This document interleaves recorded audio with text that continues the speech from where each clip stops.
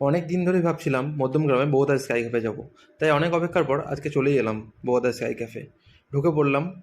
যেহেতু চারতলায়, সেহেতু সিঁড়ি ভাঙা খুবই কষ্ট, তাই লিফটে চড়ে যাব। এমনিই আমরা একটু ল্যাদ খাই। চলে এলো আমাদের লিফট। এবার লিফটে চড়ে চলে যেতে হবে চারতলার উপরে। লিফটে একটু ক্যাদ মেরে উঠে পড়লাম চারতলায়। চলে এলাম বৌদা স্কাই ক্যাফে।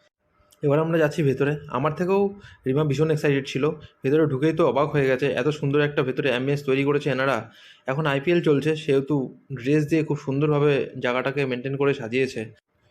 ভেতরে ঢুকে ভাবছি ছাদের ওপরে আবার এসব তৈরি করা যায় নাকি, আমিও তাহলে ছাদের উপরে একটা এরকম কিছু তৈরি করে নেবো। অনেক ভাবনার পরে চলে এলো আমাদের মেনু কার্ড। এই যে মেনু কার্ড না বই, বুঝতেই পারছিলাম না। খাবারের দাম যা, বুঝেই উঠতে পারছিলাম যে কী খাবো। কিন্তু তার মধ্যে অর্ডার করেই দিলাম, যেহেতু প্রথমবার এখানে আসা।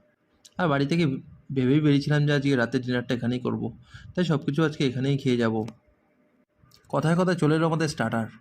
এখানকার খাবার নাকি শুনেছি খুবই টেস্টি। এবার খেয়ে দেখা যাক। দেখলাম সত্যি খুবই অতুলনীয় খাবারের টেস্ট।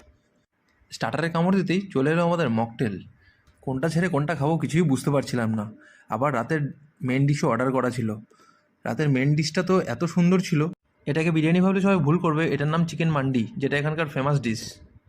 সব খাওয়া দাওয়া শেষে চারিদিকটা তো একটু ঘুরতেই হবে, আর তুলতে হবে কিছু ফটো। তাই একটু বাইরে চলে গেলাম। এদের বাইরেটাও খুবই সুন্দর, আপনারা চাইলে বাইরেও বসতে পারেন, কিন্তু গরমের জন্য আমরা ভেতরে বসেছিলাম।